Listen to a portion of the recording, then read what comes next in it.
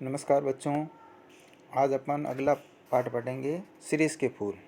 पाठ संख्या 15 जो है भारतीय संस्कृति के मूल तत्व, वो आपके इस साल कोर्स से हटा दिया गया है। सीरीज़ के फूल पाठ के लेखक हजारी प्रसाद द्विवेदी है। हजारी प्रसाद द्विवेदी जो है वह भारतीय संस्कृति, धर्म, दर्शन और इतिहास के आख्याता माने जाते हैं। ये कहानीकार के साथ साथ निबंधकार, उपन्यासकार, आलोचकार और इतिहास लेखन के रूप में प्रसिद्ध रहे। इनका जन्म 1907 में बलिया जिले उत्तर प्रदेश के आरत दुबे नामक गांव में हुआ था। इनके पिता का नाम अनमोल द्विवेदी एवं माता का नाम ज्योतिषमती था। इनके जन्म का नाम बैजनाथ था, लेकिन एक बार इनके पिता जो एक वकील थे, उन्होंने कोई एक मुकदमा लड़ा और उस मुकदमे के परिणाम स्वरूप उनको 1000 रुपये प्राप्त हुए, तो इन्होंने अपने बच्चे का नाम हजारी प्रसाद रख दिया। इनकी प्रारंभिक जो शिक्षा है वह घर पर ही हुई थी। इन्होंने संस्कृत, बंगाली, हिंदी, अंग्रेजी भाषाओं का गहन अध्ययन किया था। ये रविंद्रनाथ टैगोर द्वारा स्थापित शांति निकेतन में काफ़ी समय तक रहे थे। द्विवेदी जी का साहित्यिक संबंधी दृष्टिकोण अत्यंत व्यापक और उदार है। उनका मानना है कि साहित्य मानव सापेक्ष है, यानी मनुष्य से जुड़ा हुआ है। मनुष्य को शुद्धता का मतलब छोटापन और संकीर्णता से उबार कर सात्विक व्यापक भूमि पर प्रतिष्ठित करना साहित्य का लक्ष्य है। उसे सत्य की ओर ले जाना, सत्य की भूमि पर प्रतिष्ठित करना, ये साहित्य का लक्ष्य है। द्विवेदी जी का कहना है कि मैं साहित्य को मनुष्य की दृष्टि से देखने का पक्षपाती हूँ, जो वाग जाल यानी वाणी का जाल मनुष्य को दुर्गति, हीनता और परमुखापेक्षिता यानी दूसरों के मुख की ओर ताकने वाले से बचा सके, जो उनकी आत्मा को तेजोदीप यानी तेज के कारण प्रकाशमान न बना सके, जो हृदय को पर दुख कातर यानी दूसरे के दुख को देखकर दुखी होने वाला और संवेदनशील न बनाए, उसे साहित्य कहने में मुझे संकोच होता है। इनकी ये जो परिभाषा है, ये आप आगे की कक्षाओं में जाओगे तो और विस्तृत पढ़ोगे कि ये कितने बड़े लेखक थे और साहित्य के बारे में इनके द्वारा जो बातें कही है वह कितनी महत्वपूर्ण है। द्विवेदी जी ने अपने जीवन में आलोचना, निबंध, इतिहास, उपन्यास, संस्कृति, कहानी आदि अलग अलग क्षेत्रों में अपनी लेखनी चलाई है। उनकी जो प्रमुख रचनाएं हैं, उनमें निबंध में आपके अशोक के फूल, कल्पलता, विचार और वितर्क, कुंटुज, विचार प्रवाह और आलोक पर्व। उपन्यास में बाण भट्ट की आत्मकथा, चारु चंद्रलेख, पुनर्वा, अनामदास का पोथा। आलोचना और साहित्य इतिहास में सूर साहित्य, कबीर, नाथ संप्रदाय, मध्यकालीन बोध का स्वरूप, कालिदास की लालिती योजना, साहित्य सहचर, साहित्य का धर्म, हिंदी साहित्य की भूमिका, हिंदी साहित्य का आदिकाल, हिंदी साहित्य उद्भव और विकास, ये इनकी प्रमुख मुख्य रचनाएं हैं। जो आपके अगर इनका कवि परिचय आ जाए, कवि हजारी प्रसाद द्विवेदी जी का काव्य परिचय दीजिए, तो इनका जन्म कब हुआ, साहित्य में इनका योगदान क्या है, इनका नाम वगैरह कैसे पड़ा और साहित्य की किन किन विधाओं के अंदर इन्होंने अपनी लेखनी चलाई और इनकी प्रमुख रचनाएं कौन सी है। इस आपके जो पाठ का परिचय, इसमें देखिए आपके हिंदी के जो भी पाठ हैं जो अब तक अपन ने पढ़ाए, जैसे सबसे पहले पढ़ाया था गुल्ली डंडा, तो उस पाठ का मूल भाव ये था कि पद और प्रतिष्ठा के कारण मनुष्य के व्यवहार में समय के साथ अंतर आ जाता है, उनमें जो बचपन का प्रेम है वह बाद में नहीं रहता। दूसरा जो पाठ था आपके मिठाई वाला, उसका मूल भाव ये था कि किसी मनुष्य के जीवन में अगर कोई अभाव है, कोई कमी है, तो उसकी पूर्ति वह दूसरे लोगों से प्रेम बांटकर या दूसरे लोगों के साथ रह करके उसकी कमी की पूर्ति करता है। और इस पाठ का जो मूल उद्देश्य है वह यह है कि जो महान व्यक्ति होते हैं, जो महान आत्माएं होती हैं, वह कितने ही दुख, कितनी ही तकलीफ़ें सहन करके भी हमेशा सुखी और प्रसन्न रहते हैं। इस सीरीज़ का फूल भी एक उसी प्रकार के मनुष्य का प्रतिबिंब है, इसलिए इन्होंने इसकी तुलना अवधूत यानी किसी सन्यासी से की है। पाठ की शुरुआत जो है वह यहाँ से हो रही है, जहाँ सीरीज़ का फूल पाया जाता है उस जगह पर पाठ का लेखक जो है हजारी प्रसाद द्विवेदी खड़ा है या उसके आसपास कहीं है, उसको देख करके, उस जगह को देख करके वह अपनी लेखनी चला रहा है और बता रहा है, मैं जहाँ बैठकर यह लिख रहा हूँ उसके आगे पीछे दाएं बाएं सीरीज़ के अनेक पेड़ हैं, बहुत सारे पेड़। जेठ की जलती धूप में जब धरित्री निर्धूम अग्निकुंड बनी हुई थी, सीरीज़ नीचे से ऊपर तक फूलों से लद गया था। कम फूल इस प्रकार की गर्मी में फूल सकने की क्षमता रखते हैं, यानी दूसरे जो फूल है ना वह ऐसी अगर तेज़ गर्मी आए तो झड़ जाते हैं, पतझड़ का मौसम आ जाता है, लेकिन शिरीष का फूल है वो इस समय भी हरा भरा है, हालांकि चारों ओर तेज लू और गर्मी है। कर्णिकार यानी वन चंपा और आरगवद अमलतास की बात मैं भूल नहीं रहा हूँ, वे भी आसपास बहुत थे, लेकिन शिरीष के साथ आरवगद की तुलना नहीं की जा सकती। वह 10-15 दिन के लिए फूलता है।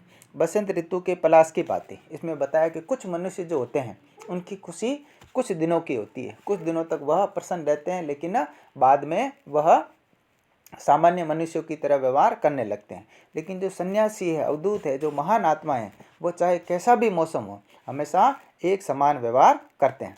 आपके गीता में भी एक ऐसा श्लोक है कि दुखेषु न उद्विग्न मना सुखेषु वितस्पृह वितराग भयक्रोध स्थिति मुनिर रुच्यते। तो उसमें भी बताया है कि जो स्थिति मुनि जिनको बोलते हैं, ठीक है ना, वह सुख और दुख दोनों अवस्थाओं में समान रहते हैं। उनके ऊपर राग, द्वेष, विषय, वासना, क्रोध इनका कोई असर नहीं होता है। कबीरदास को इस तरह 10-15 दिन के लिए लहक उठना पसंद नहीं था। कबीरदास ने भी बताया कि वो जो फूल कुछ दिनों के लिए लहकता है वह किसी कार्य का नहीं, यानी किसी मनुष्य का यदि कुछ दिनों के लिए अच्छा व्यवहार है, कुछ दिनों के लिए यदि वो प्रसन्न रहता है तो वह मायने नहीं रखता। मनुष्य को हमेशा एक समान व्यवहार करना चाहिए, चाहे सुख हो चाहे दुख हो। यह भी क्या कि 10 दिन फूली और फिर खंखड़ के खंखड़, उनकी पंक्ति लिखी है कि 10 दिन फूला फूल के खंखड़ भया पलाश। पलाश एक प्रकार का एक पौधा होता है जिसके पत्ते जो है वो पतझड़ के अंदर झड़ जाते हैं, और कई जगह जहाँ पलाश के बहुत ज़्यादा पेड़ पाए जाते हैं तो वो पत्ते कई बार बांस के आसपास चले जाते हैं और रगड़ खाकर उनमें आग लग जाती है। तो पलाश को जो है वो जंगल की आग के नाम से भी जाना जाता है। फूल है शिरीष, बसंत के आगमन के साथ लहक उठता है और आषाढ़ तक तो निश्चित रूप से मस्त बना रहता है, यानी हरा भरा रहता है। मन रम गया तो भादों में भी निर्घात फूलता रहता है। निर्घात यानी बिना किसी आघात के। जब उमस में प्राण उबलता रहता और लू से हृदय सूखता रहता, एकमात्र शिरीष कालजयी अवधूत की भांति जीवन की अजेयता का संचार करता है। अब आपके 2-3 प्रश्न बनते हैं यहाँ पर। सबसे पहला तो कभी कबीरदास जी ने ऐसा क्यों कहा कि 10 दिन फूला फूल के खंखड़ भया प्यास। कि कबीरदास जी ने ऐसा इसलिए कहा है कि उनको किसी मनुष्य का या पेड़ पौधे का कुछ दिनों के लिए लहकना पसंद नहीं। मनुष्य वही है जो उसी का जीवन सार्थक है जो हमेशा प्रसन्न और हरा भरा रहता है। शिरीष कालजयी अवधूत की भांति जीवन की अजेयता का मंत्र संचार करता है। यद्यपि कवियों की भांति हर फूल पत्ते को देखकर मुग्ध होने लायक हृदय विधाता ने नहीं दिया। कवि जो है ना वो छोटी छोटी बातों को देखते हैं और कवि उन पर कविता लिख देते। तो भगवान ने मुझे ऐसा हृदय नहीं दिया कि मैं छोटी सी बात पर पिघल जाऊं। पर नितांत ठूंठ भी नहीं हूँ। शिरीष के पुष्प मेरे मानस में हिलोर जरूर पैदा करते हैं। उनको देखता हूँ तो मेरे मन में एक विचार जरूर आता है। शिरीष के वृक्ष बड़े और छायादार होते हैं। पुराने भारत का रईस जिन मंगलजनक वृक्षों को अपनी वृक्ष वाटिका यानी जो छोटा बगीचा होता कि 4 दीवारी के पास लगाया करता, उनमें शिरीष भी एक है। पुराने समय से भी जो बड़े लोग होते थे वो अपनी बगीचे में शिरीष का पौधा वृक्ष लगाते थे। वृक्ष संहिता में ये दिया गया। अशोक, अरिष्ट, पुन्नाग और शिरीष के छायादार और घन मर्षण हरितिमा यानी चारों ओर फैली घनी और मादकता उत्पन्न करने वाली जो हरियाली है से परिवेष्टित का मतलब ढका हुआ वृक्ष वाटिका जरूर बड़ी मनोहर दिखती होगी, सुंदर दिखती होगी। वात्स्यायन एक लेखक है संस्कृत के जिन्होंने कामसूत्र लिखा था, बताया कि वाटिका के सघन छायादार वृक्षों की छाया में ही झूला या दोला लगाना चाहिए ताकि ठंडी हवा भी मिलती रहे। यद्यपि पुराने कवि बकुल मौलसिरी के पेड़ में ऐसी दोलाओं को लगा देखना चाहते थे क्योंकि उसकी डाली काफ़ी मजबूत होती थी। पर शिरीष भी क्या बुरा है, डाल उसकी अपेक्षा कमज़ोर जरूर होती है पर उसमें झूलने वालियों का वजन भी तो बहुत ज़्यादा नहीं होता। राजा की राजकुमारियाँ वगैरह जो होती थी तो वो भी ज़्यादा वजन की नहीं होती। कवियों की यही तो बुरी आदत है कि वजन का एकदम ख्याल नहीं रखते। वे तुंदुल मतलब जिसकी तौंद बहुत निकली हुई है, मोटा। नरपतियों का मतलब राजा की बात नहीं कर रहा हूँ, वे चाहे तो लोहे का पेड़ बनवा लें। शिरीष का फूल संस्कृत साहित्य में बहुत कोमल माना जाता है। मेरा अनुमान है कि कालिदास ने यह बात शुरू में प्रचारित की होगी। उनका कुछ इस पुष्प पर पक्षपात था, मेरा भी है, यानी ये पुष्प हमें विशेष तौर से पसंद था। कह गए हैं कि शिरीष पुष्प केवल भंवरों के पदों का कोमल दबाव सहन कर सकता है, यानी वो इतना ही वजन सहन कर पाता है, पक्षियों का बिल्कुल नहीं। पद सहित ब्रह्मस्य पेलवम शिरीष पुष्पम न पत त्रिणाम। अब मैं इतने बड़ी कवि की बात का विरोध कैसे करूं? सिर्फ विरोध करने की हिम्मत न होती तो कुछ भी कम बुरा नहीं था।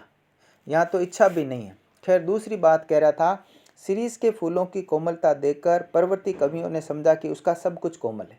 कोई व्यक्ति जो है उसमें कोई अच्छा गुण नजर आता है, इसका मतलब ये नहीं उसका जीवन भी सुखी है, उसमें कोई कमी नहीं है, उसमें भी कुछ कमियां हो सकती है।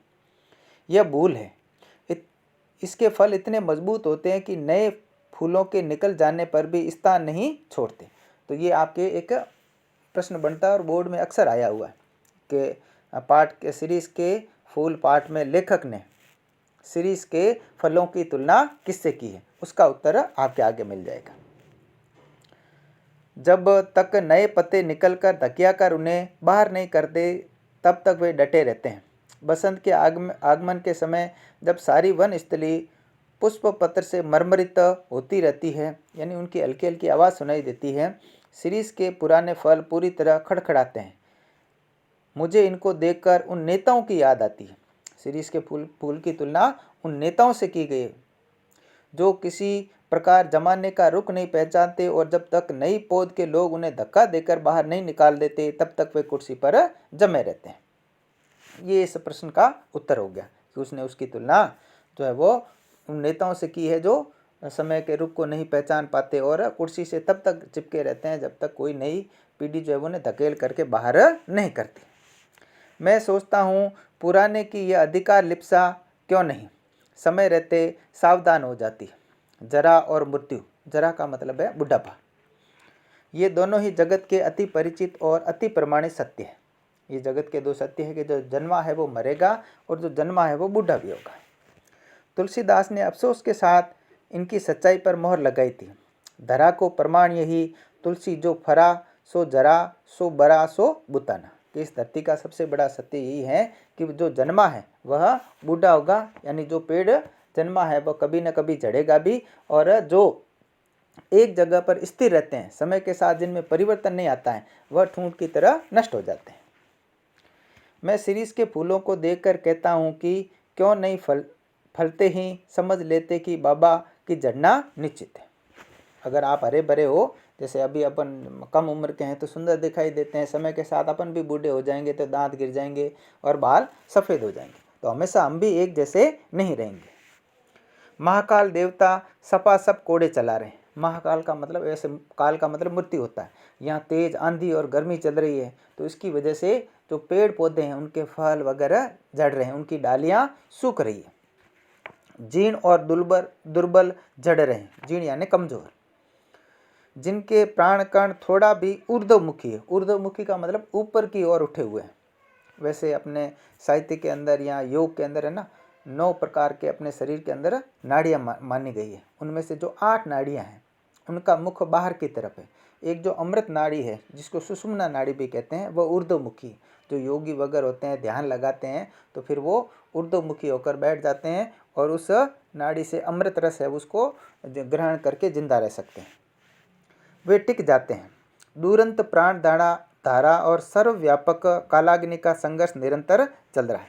दूर से आती हुई प्राण धारा जो उनको किसी सहारे की तरह जिंदा रखती है, और चारों ओर व्याप्त जो अग्नि है, मृत्यु है, वह उन दोनों के बीच में संघर्ष चल रहा है। तो कुछ लोग तो उसके शिकार हो जाते हैं, बहुत ही कम लोग उससे बच पाते हैं।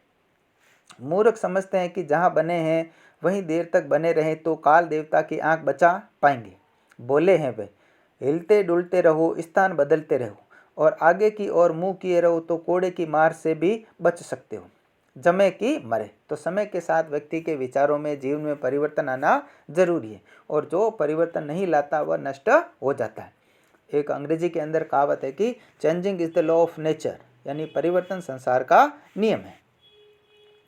कई बार मुझे मालूम होता है कि यह सीरीज एक अद्भुत अवधूत है। ये भी एक बहुत ही इम्पोर्टेंट प्रश्न है जो कई बार बोर्ड परीक्षा में आ चुका है। पिछले 2-3 सालों में 3 सालों में कम से कम 2 बार आ चुका है कि भाई सीरीज की तुलना अवधूत से क्यों की है। सीरीज के फूल की तुलना पाठ के लेखक ने अवधूत से क्यों की है। दुख हो सुख हो वह हार नहीं मानता, न उदों का लेना न मादों का देना। जब धरती और आसमान जलते रहते हैं तब भी ये हजरत यानी श्रीमान न जाने कहाँ से अपने लिए रस खींचते रहते हैं, यानी हमेशा हरे भरे रहते हैं। कुछ लोग होते हैं ना जो बिल्कुल विकट परिस्थितियों में भी सदा उनके मुख पर तेज और प्रसन्नता दिखाई देगी। मौज में आठों याम मस्त रहते हैं। एक वनस्पति शास्त्री ने मुझे बतलाया कि यह उस श्रेणी का पेड़ है जो वायुमंडल से अपना रस खींचता है। सूखी हवा से भी अपने लिए पानी खींच लेता है, रस खींच लेता है। जरूर खींचता होगा, नहीं तो भयंकर लू के समय इतने कोमल तंतु जाल और ऐसे सुकुमार केसर को कैसे उगा सकता है। यानी उसके फूल जो है वो केसर के समान होते हैं।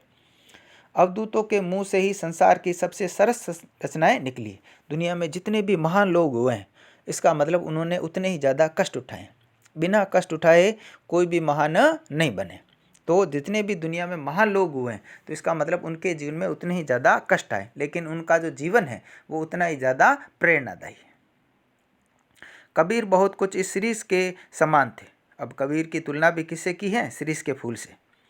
वे मस्त और बेपरवाह पर सरस और मादक। उनके पास भी कोई धन वगैरह कोई साधन सुविधाएं नहीं थी, लेकिन फिर भी उनकी रचनाएं आज अमर मानी जाती है, प्रत्येक घर में गाई जाती है। कालिदास भी जरूर अनासक्त योगी रहे हों। अनासक्त मतलब जिसकी किसी चीज़ में इच्छा नहीं हो, लालसा नहीं हो। सीरीज के फूल फकड़ाना मस्ती से ही उपज सकते हैं। और देवदूत का काव्य इसी प्रकार उनकी एक रचना है, मेघदूत, जिसमें जो एक यक्ष और यक्षिनी की कहानी है। जो यक्ष होता है उसको कोई श्राप मिल जाता है और बहुत सुदूर उसको भेज दिया जाता है, और यक्षिनी जो है वो दक्षिण भारत में रहती है। तो भारत में सबसे पहले वर्षा का जो आगमन है वो केरल से होता है, दक्षिण भारत से।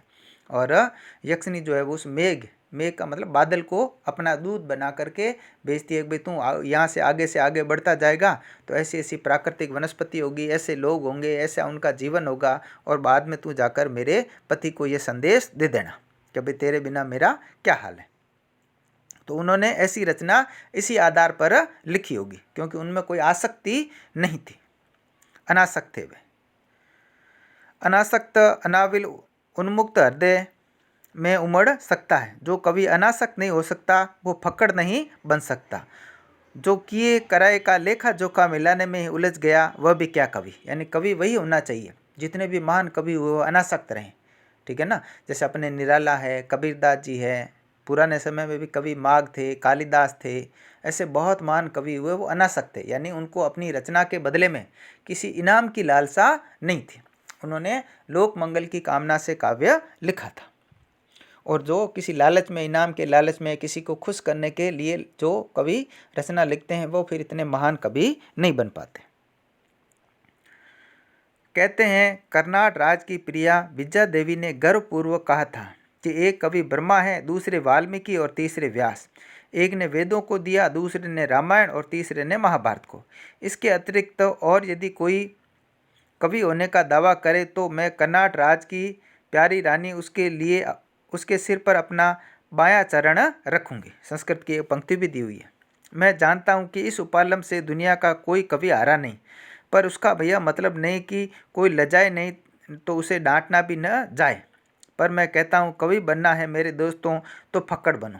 ये अपने समय के रचनाकारों को भी कह रहा है, क्योंकि उसमें कई जो लेखक थे वो राजा को या राजनीति को खुश करने के लिए इनाम के लालच में लिखते थे कि आप सच बात है, भले किसी को कड़वी लगे तो लगे, आप उससे डरो मत। सीरीज की मस्ती की ओर देखो, लेकिन अनुभव ने मुझे बताया कि कोई किसी की सुनता नहीं, मरने दो। कालिदास वजन ठीक रख सकते, यानी सही बात को सही जगह कह सकते थे। वैसे वजन रखना ये मुहावरा आपके 9th में एक पाठ था भोला राम का जीव, उसमें ये बार बार आया कि भोला राम ने फाइल पर वजन नहीं रखा होगा। वजन का मतलब बाहर रखना नहीं है कि भाई उन्होंने रिश्वत नहीं दी होगी, सही बात को सही तरीके से नहीं की होगी। क्योंकि वे अनासक योगी की तरह स्थिर प्रज्ञता और विविधता मतलब बहुत विशाल, जो कह सकते हो, या जो बहुत लंबे चौड़े क्षेत्र में फैली हुई है। प्रेमी हृदय पा चुके थे, उनके अंदर बुद्धिमत्ता भी थी और इनका हृदय भी बड़ा उदार था, विशाल था। कवि होने से क्या होता है, मैं भी छंद बना लेता हूँ, तुक जोड़ लेता हूँ, और कालिदास भी छंद बना लेते थे, तुक भी जोड़ ही सकते होंगे, इसलिए हम दोनों ही एक श्रेणी के नहीं हो जाते। पुराने सहृदय ने किसी ऐसे ही दावेदार को फटकारते हुए कहा, वयम अपि कवय कवय कवयस्ते कालिदास है, कि मैं भी कवि हूँ और कालिदास भी कवि, हम दोनों की रचनाओं में कोई अंतर नहीं। लेकिन कवि जो कालिदास है वो अनासक्त थे, बिना किसी लाग लपेट के उन्होंने अपनी रचनाएं लिखी थी, बिना किसी लालच के उन्होंने अपनी रचनाएं लिखी थी, इसलिए वो महान कवि थे। मैं तो मुग्ध और विस्मय विमूढ़ होकर कालिदास के एक एक श्लोक को देखकर हैरान हो जाता हूँ कि कितने महान होंगे, कितने हृदय की गहराई से उन्होंने चीज़ों को महसूस किया होगा।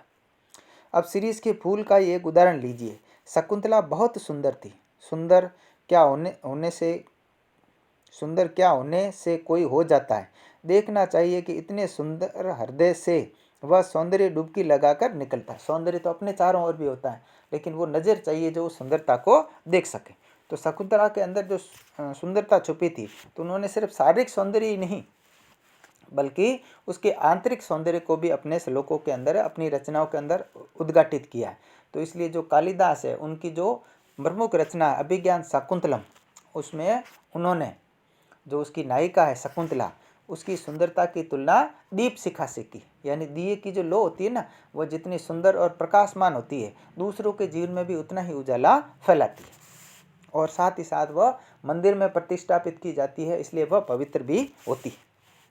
और जबकि जो दूसरे कवि कहीं अपन देखते हैं जो उनके साथ हुए होंगे, उन्होंने सिर्फ स्त्री की बाहरी सुंदरता का वर्णन किया है, इसलिए वो इतने बड़े कवि नहीं बन पाए। देखना चाहिए, शकुंतला कालिदास के हृदय से निकली थी। कोई व्यक्ति दूसरों को किस रूप में देखता है, जैसा वह स्वयं अंदर से होता है, जैसा उसका हृदय है, वो दुनिया को उसी रूप में देखेगा। विधाता की ओर से कोई कार्पण्य नहीं था। कार्पण्य मतलब कंजूसी। विधाता ने शकुंतला को सुंदर बनाने में कोई कंजूसी नहीं की थी, यानी मुक्त हस्त से उसको सुंदर बनाया था। कवि की ओर से भी नहीं। राजा दुष्यंत भी अच्छे भले प्रेमी थे, उन्होंने शकुंतला का एक चित्र बनाया, लेकिन रह रहकर उनका मन खींच उठता था। कहीं न कहीं कुछ छूट गया। बड़ी देर बाद समझ में आया कि शकुंतला के दोनों कानों में उस शिरीष पुष्प को देना भूल गए, क्योंकि वो वन कन्या थी, जंगल में रहती थी, तो उसके लिए श्रृंगार के लिए उसके पास शिरीष के फूल ही थे, तो वो लगाना भूल गए, इसलिए उनके चित्र में बार बार एक कमी झलक रही थी। जिसके केसर गंडक स्थल तक लटके हुए थे और रह रहा था शरद चंद्र, यानी शरद ऋतु का जो चंद्रमा है कि किरणों के समान कोमल और शुभ्र मरनाल का हार, मरनाल पुष्पों का हार जो है वो उसे पहनाना भूल गए। तो कवि जो होता है वो सौंदर्य को बड़ी बारीकी से देखता है और उसका बड़ी बारीकी से सुंदर चित्र भी खींचता है। कालिदास सौंदर्य के बाह्य आवरण को भेद कर उसके भीतर तक पहुंच सकते थे।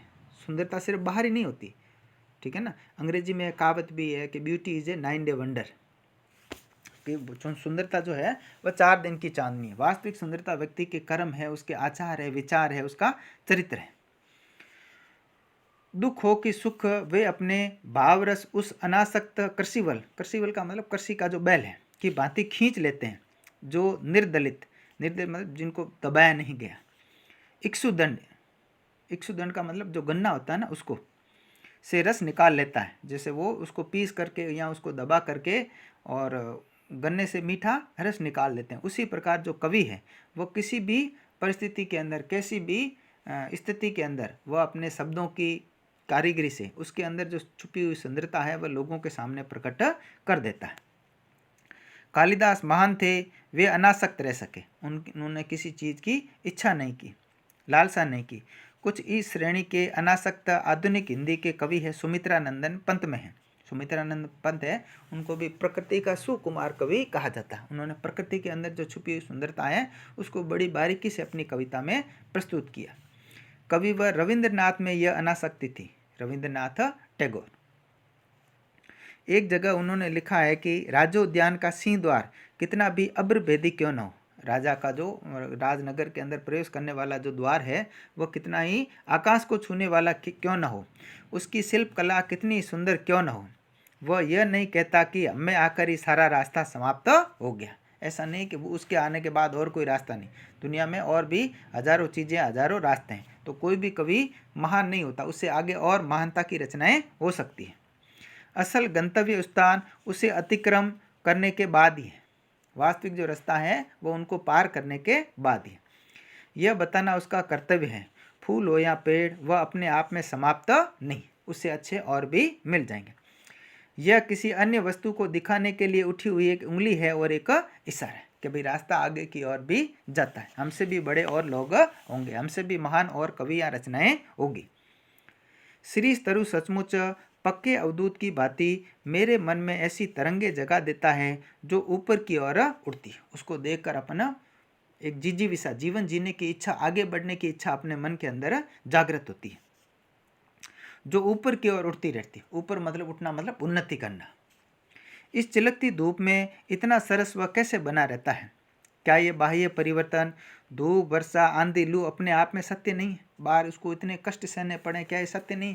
तो जितने भी महान लोग हैं उनके जीवन में भी देखो इतने ज़्यादा ही कष्ट आए। राम थे तो उनको देखो 14 वर्ष का वनवास हुआ, बाद में उसकी पत्नी और उसके बच्चों को जंगल में भटकना पड़ा। कृष्ण है, उनके माता पिता को जेल में डाल दिया गया। उससे पहले उसके 7 भाई बहन जन्मे थे, उनको मार दिया गया। वो खुद भी गायों के बीच में गोबर उठा था, वहीं पला। जितने भी महान लोग हुए, चाहे कबीर हो, चाहे रैदास हो, जितने भी महान लोग हुए, उन्होंने उतने ही ज़्यादा कष्ट जीवन में उठाए थे। और उन कष्टों से ही उन्होंने अपने आप को इतना योग्य बनाया कि आज भी अपन उनको याद करते हैं। हमारे देश के ऊपर से जो यह मार काट, अग्निदाह, लूटपाट, खून खच्चर का बवंडर बह गया है, उसके भीतर भी क्या स्थिर रहा जा सकता है? जिस समय यह पाठ लिखा गया उस समय भारत का विभाजन हुआ, देश की आज़ादी का आंदोलन हुआ, उसके बाद की जो हालात है उसका वर्णन किया कि ऐसे हालात में भी क्या कोई आदमी स्थिर रह सकता है? शीरीष रह सकता है, शीरीष का फूल तो रह सकता है। अपने देश का एक बूढ़ा भी रह सका था। यहाँ बूढ़ा का है राष्ट्रपिता महात्मा गांधी को। क्यों? मेरा मन पूछता है कि ऐसा क्यों संभव हुआ?